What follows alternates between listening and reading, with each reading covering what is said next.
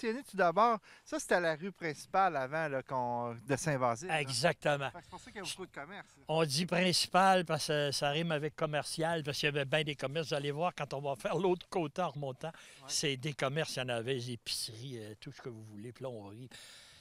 Et ici, là, en avant, les 3 maisons qui restent, là, on est vraiment sur les terres des Jacques. Regarde, je vais vous parler de cette petite maisonnette-là, qui était justement sur les terres de Cyriac-Jacques. Cette petite maison-là, c'est la maison d'Arthur Genet. En 1924, Siméon Lavallée est propriétaire de cette maison-là et la vend à Arthur Genet et sa dame Yvonne Leclerc. Parce qu'en 83, monsieur était décédé, alors Yvonne Leclerc vend cette maison-là à Daniel Meuret. Puis en 85, Daniel Meuret, en 1985, vend ça à Fernand Thibault.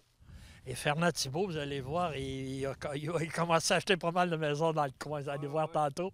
Puis M. Fernand Thibault, c'est le fils de Jean-Maurice Thibault. Puis et vous allez voir, il a acheté d'autres maisons là-bas. Probablement vers ce temps-là, les maisons avaient pris moins de prix. Puis probablement parce qu'il en a acheté plusieurs. Vous allez voir tantôt. Puis celle-là aussi, je crois, je ne l'ai pas nommée, mais je pense que tantôt avait été vendue aussi. Elle a fini à M. Thibault. Je pense celle-là avec. Oui.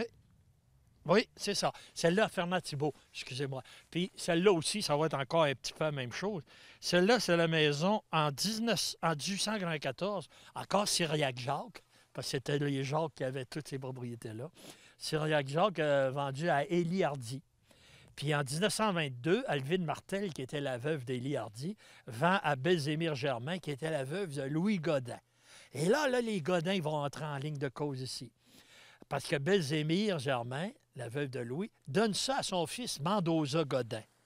Et Mendoza Godin, en 1958, il meurt sans laisser de testament, rien. Alors, c'est ces 4 garçons qui se réunissent, puis ils décident, puis les 4 garçons décident, c'est Rosario, un des 4. C'est Rosario qui va hériter de ça. Et Rosario, en passant, était chauffeur de taxi. Okay. Il n'y en avait pas beaucoup à ce temps-là. Alors, Rosario, lui, a vendu à Hildevert-Hardy. En 1959, c'est M. Hildevert-Hardy qui a acheté ça. Puis Hildevert, en 1973, a vendu à son petit-fils Gilles, qui est bâti là. Okay. On va en reparler tantôt. Puis en 1982, il y a M. Lachance qui était là dans les derniers temps. Puis maintenant, c'est Fernand Thibault, M. Fernand Thibault qui a racheté cette bâtisse-là aussi. Ouais, c'est la maison des Jacques. Vous avez entendu parler, Michel Belland a dû vous parler des Jacques parce que sa famille, bien, tous les Jacques presque ont passé dans cette maison-là. Cette maison-là, bien, c'est la maison au départ, Alexis Jacques, dans les années 1830, là, qui était le patriarche. Son fils Joseph qui a eu ça. Je vous ai parlé de Joseph qui avait toutes les terres ici. Cyriac, le fils de Joseph. Puis Alfred Jacques, ensuite apparaît Alfred Jacques, le fils de Cyriac, vers les années 1914. OK? Puis la maison Cyriac la lègue à Alfred et Vital. Mais en fin de compte, il y a juste Alfred qui va rester dedans. Puis ensuite, Alfred, il va céder ça à son fils Charles Jacques et sa fille Julienne Jacques. Puis il y a quelques années, c'est encore Charles et Julienne qui restaient là. Et ensuite, Charles est décédé et c'est son frère, Irénée Jacques, le frère de Charles, qui a repris pas mal la concession de la maison. Mais Julienne restait encore là il y a quelques années. Et Irénée Jacques a vendu à son fils, qui demeure dans la petite rue ici, là, la rue d'Auteuil. Et c'est le fils François. C'est pour vous dire simplement que ça a parti d'Alexis, puis c'est rendu à François, puis il n'a pas. Toute la famille a de père en fils et en fille aussi, parce que Julienne, qui restait là il y a quelques années, elle n'est plus là. Alors, c'est le jeune François qui est rendu là, qui a acheté ça. Bien, je ne pense pas qu'il demeure encore là, mais... En tout cas, très, très belle maison. Hey, ça, c'est vraiment... a été rénové il y a quelques années. C'est vraiment... Puis... C'est ici qu'il y avait une statue, je vous parlais du centenaire, là, elle était juste aux côtés de la maison là-bas. Okay. C'est là qu'il avait installé. La première messe du centenaire a été célébrée là, juste au coin de la galerie, là, il y avait une statue. Alors, on a changé de côté de rue, mais dans le fond, les gens vont les voir après, les maisons. C'est la maison qui est en arrière de notre caméraman. Exactement, et tantôt, il va jeter un coup d'œil dessus. Alors, cette maison-là, en 1910, ça appartenait à Alfred Leclerc, qui était un maçon. Et il a cédé sa maison à son fils Joseph, qui, lui, était cordonnier. Alors, ça a changé de métier. C'est rare, d'habitude, le fils prenait le métier du père, mais en tout cas, là, c'est son fils Joseph qui a pris la relève, qui a parti sans cordonnerie. De 1923 à 1936, c'est M. Charles Lanouette qui tient une boulangerie. OK. Ça change beaucoup de métiers. Oui, bien, Charles Lanouette était maître boulanger. Vous allez voir tantôt. Eh bien, seulement celui-là ici, c'était lui, il a été boulanger là. OK. Mais avant, je pense qu'il a commencé ici, oui.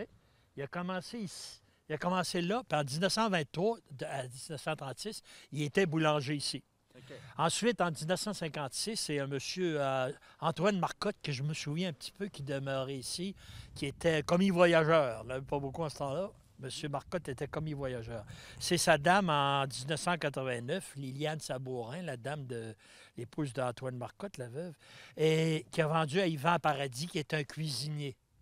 Et ensuite, Yvan Paradis a vendu en 1995 à Louisette Martel-Doré, qui a parti un foyer, pas un foyer de voyage, mais un foyer pour personnes âgées, des appartements. Là, tu sais. Alors, il y a un petit trou entre les deux maisons qu'il faut parler aussi.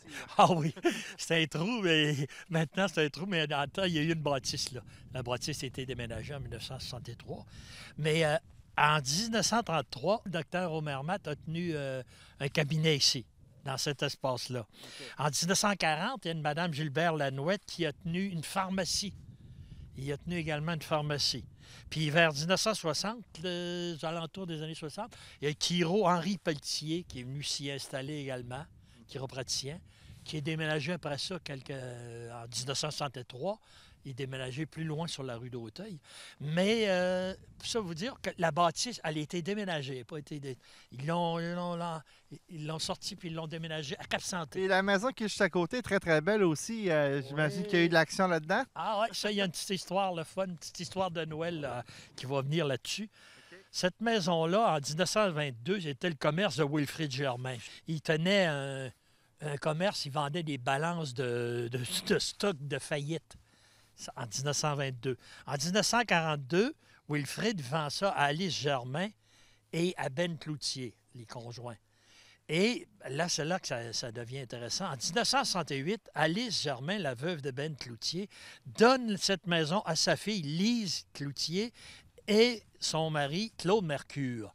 Et là, quand on parle de Claude Mercure, on ne peut pas passer au côté. C'est le Père Noël de Saint-Basile, qui a été Père Noël pendant 54 ans. Il a passé près, je pense, d'être dans le record Guinness. Mais je pense qu'il y en a un, il avait fait 55 ou 56 ans, mais il était le deuxième Père Noël. 54 ans de Père Noël. Monsieur Mercure, qui était dans les sports à Saint-Basile, il y a même un parc en son nom ici. Alors, il restait ici avec sa dame. Puis après ça, il est allé déménager en face de l'église, là, dans un bâtiment en face.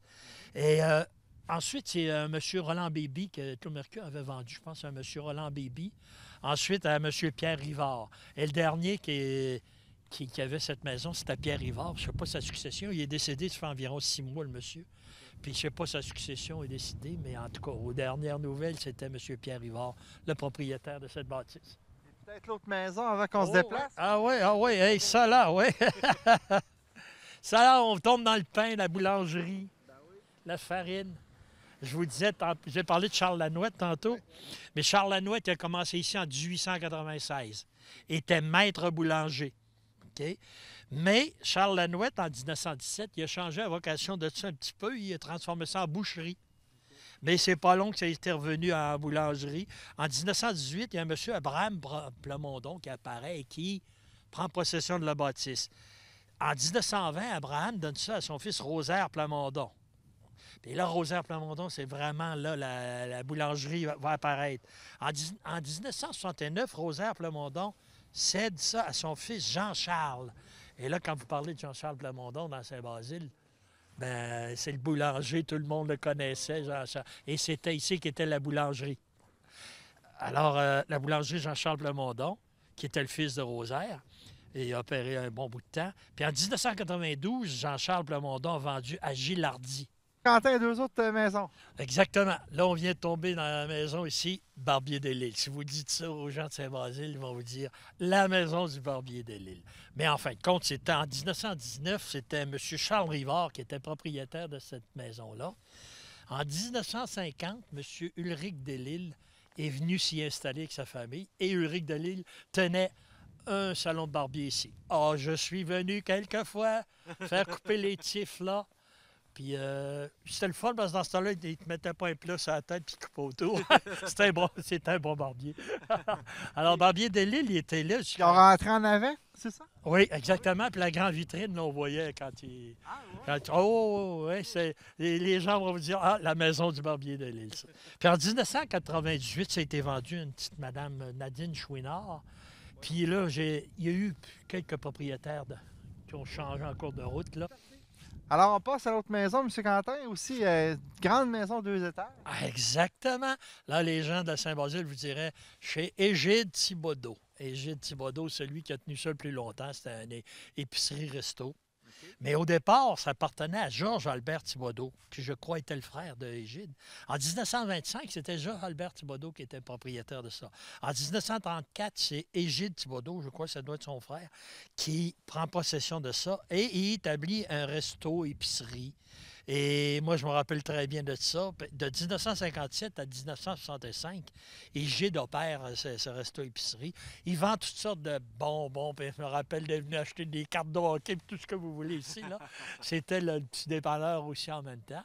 Puis Égide Thibodeau, qui était le fun, c'est qu'on venait payer nos comptes d'électricité ici dans la localité. C'est Shawinigan Power and Water Corporation. Là. On venait payer nos comptes d'électricité ici. Et M. Thibodeau, les gens s'en souviennent, il changeait les lumières de rue avec une grande baguette, puis c'est lui qui était responsable de changer ça. Côté question département électrique, ça ressemblait pas mal à ça. Mais sa vocation, c'était vraiment épicier. Il y avait un magasin là-dedans, puis c'était toute beauté. En 1991, c'est M. Guy Marcotte, qui est un des derniers propriétaires du manoir, pas celui qui est là, mais celui qui l'avait avant. Oui. C'est lui qui a acheté cette bâtisse, puis il a transformé ça. Puis c'était oui, quatre beaux grands appartements là-dedans. Puis c'est encore Guy Marcotte qui est propriétaire de ça. Parfait. On continue plus loin. En 1939, Clotilde Delisle, elle fait une donation au notaire Henri Lefebvre et à sa dame qui était Laurentine Matt. Alors, en 1939, c'est le notaire maître Henri Lefebvre qui est propriétaire avec sa dame de cette bâtisse-là et qui va demeurer longtemps là. Longtemps, moi, je me souviens d'être venu, quand il était décédé, il était exposé ici en avant dans le petit rond, là, le notaire. Puis on était venu rendre hommage. Et ensuite de ça, Laurentine, en 1975, Laurentine, la veuve de M. Lefebvre, elle l'a vendu à Jacques Proulx, qui était un comptable agréé de Saint-Basile. Et en 2003, c'est Karine Méran et Alain Perrault qui ont acheté la bâtisse et c'est encore eux qui demeurent là. Okay. C'est vraiment une très belle maison, ça, il faut le mentionner. Vraiment, oui, elle a été retravaillée un petit peu, mais beau style. Je ne sais pas si je me trompe quand je dis un style victorien. Oui, mais c'est vrai que c'est dans le genre. Il y a les coupoles et tout. Je ne peux pas identifier. Là.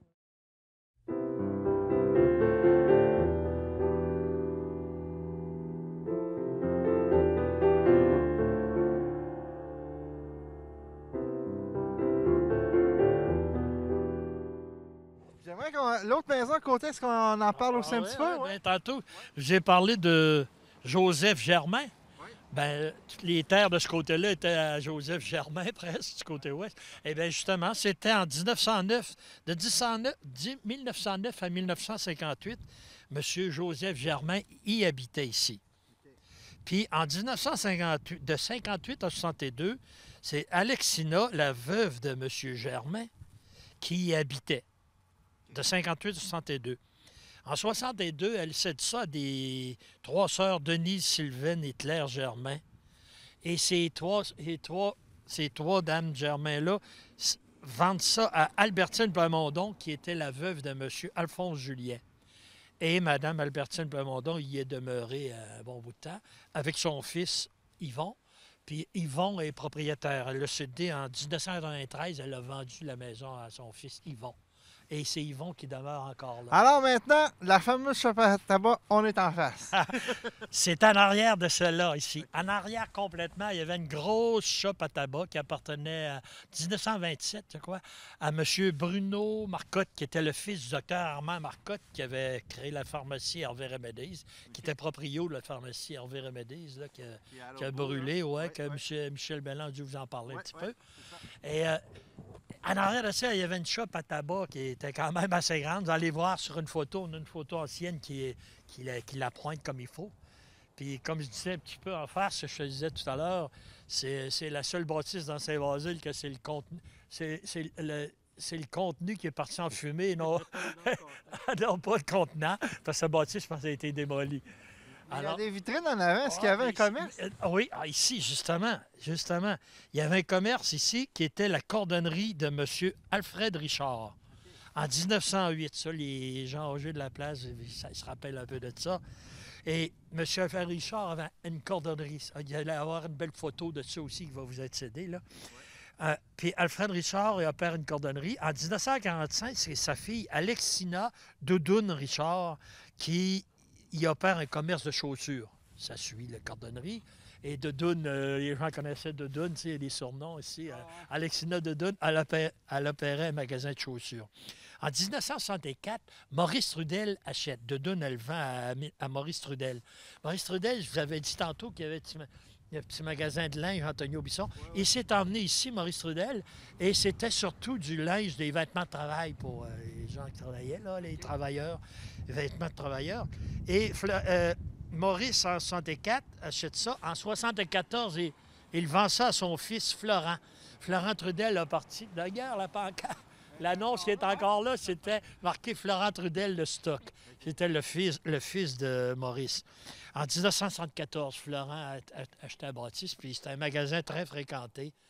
Puis c'était surtout des articles. Mais à la fin, c'était tous les vêtements, mais au début, c'était surtout des articles pour les travailleurs, des vêtements des travailleurs.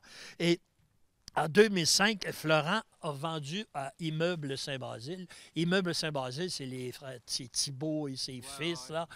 Quand je vous dis Thibault, il avait créé une fiducie qui s'appelait Immeuble Saint-Basile. Puis c'est encore eux, je pense, qui sont propriétaires de ça. C'est parti pour 3 autres maisons. Exactement. Ici, la maison, là, qui était juste en face de la caisse, en fait, c'est la maison de M. Victor Germain. En 1939, c'est M. Victor Germain qui avait construit les autres maisons ici, là, justement, ceux-là, là-bas. Victor Germain, je ne sais pas si c'est lui qui l'avait construit, mais en tout cas, en 1939, il habitait ici. En 1941, la maison est passée à Marguerite Germain. En 1961, à J.A. Germain. Puis en 61, J.A. Germain vend ensuite à FX Turcot. Et FX Turcot, en 74, vend à Paul-Henri. Et là, c'est là l'histoire, que c'est la maison des Turcot, en fin de compte. Les gens de Saint-Basile vont dire « Ah, c'est la maison à Henri Turcot, ça. » Ben oui. Alors, on disait Turcotte, mais je pense que c'est Turcot, là. OK. Puis, ça a toujours été résidentiel, dans le fond. Exactement. Puis M. Turcot lui a vendu ça. Ben, il est décédé, puis en 2003, sa dame, Monique Genet, qui était la veuve de Paul-Henri Turcot, a vendu à sa fille Lina en 2003. Okay. Puis en 2018, Lina est encore propriétaire, mais elle ne demeure pas là. Elle opère les 2 logements. Elle a 2 logements dedans. Parfait. On continue pour la prochaine? Celle-là, oui. Celle-là, c'est pas trop compliqué, celle-là. C'est la maison, en 1923, c'est la maison de M. Arthur Papillon, qui était cultivateur. Okay. Parce qu'il y avait les terres plus loin dans ce temps-là, en 23. Il y avait des beaux grands terrains en arrière. Alors, il était cultivateur, M. Papillon, Arthur. Et en 1954, c'est son fils qui prend propriété de la maison, Bernard Papillon.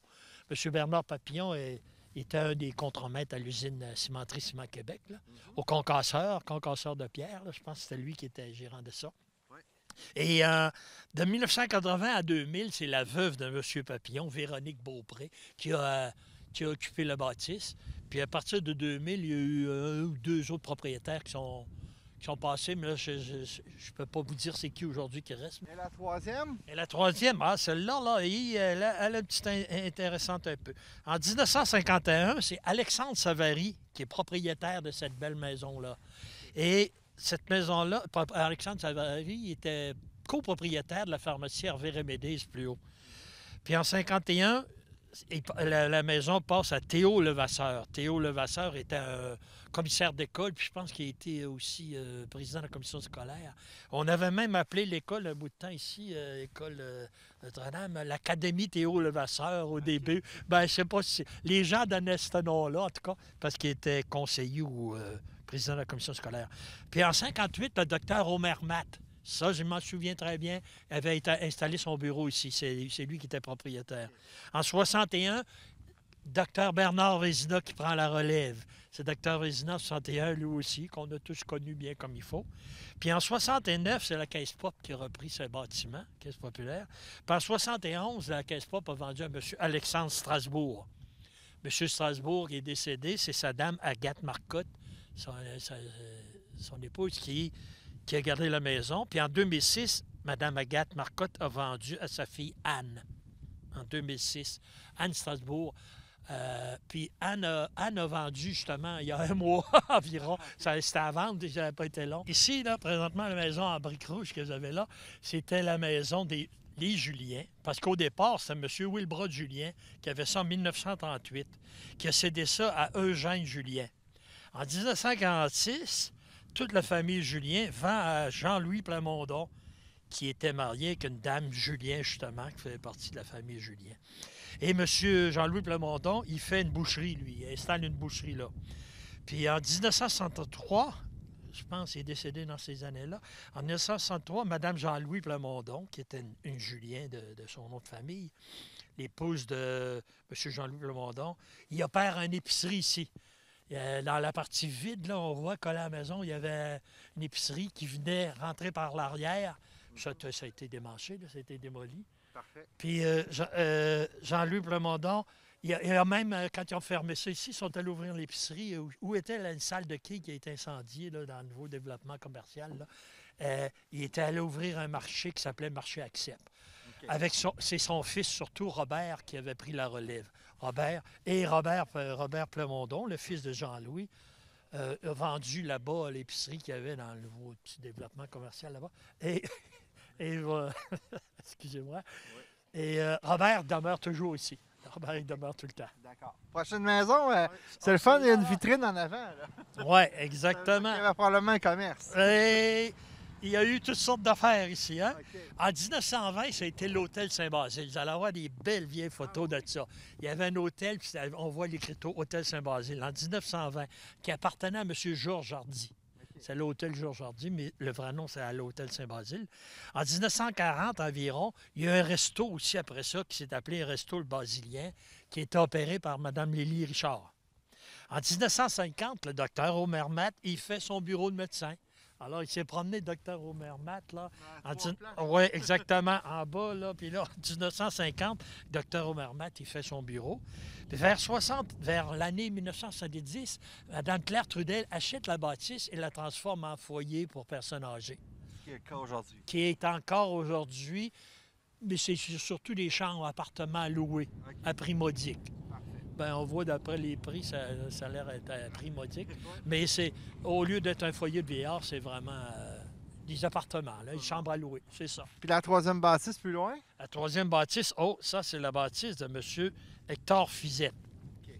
En 1914, Hector Fizette est propriétaire de cette bâtisse-là, la bâtisse verte. Là.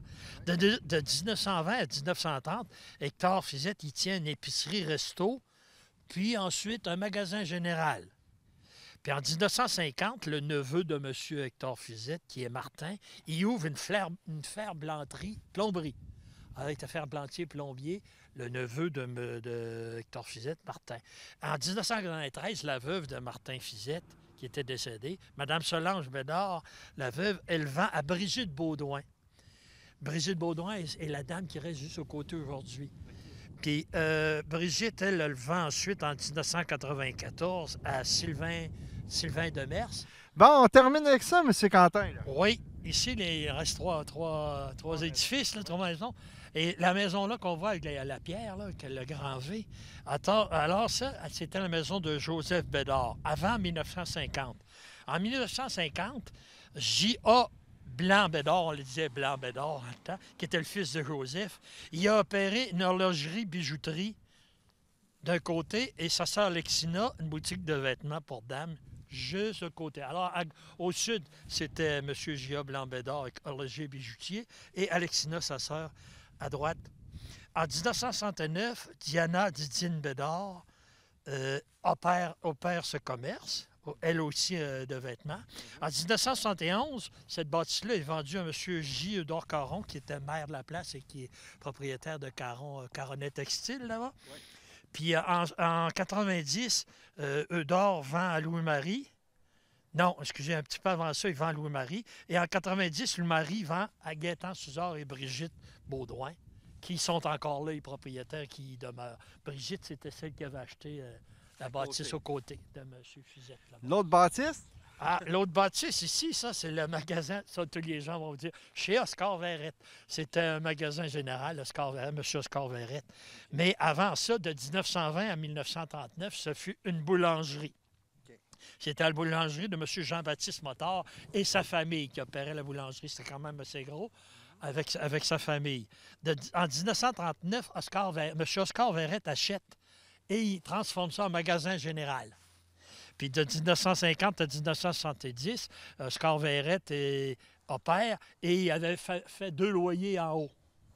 Et je me rappelle encore des nuits, quand j'étais TQ, on venait chercher nos bâtons de hockey ici. Ça demande 3,50 $ pour un bâton de hockey. Maintenant, c'est 350 du bâton. Ça coûtait pas cher dans ce temps-là. Je me souviens très bien d'être venu ici. C'est devenu un petit peu quincaillerie aussi en même temps. Là. La dernière bâtisse aussi. Ah, puis en plus, je viens rajouter que c'est M. Fernand Thibault, en 1983, qui a acheté cette bâtisse, puis il a retapé les logements. Mais c'est M. Thibault ici, là, de...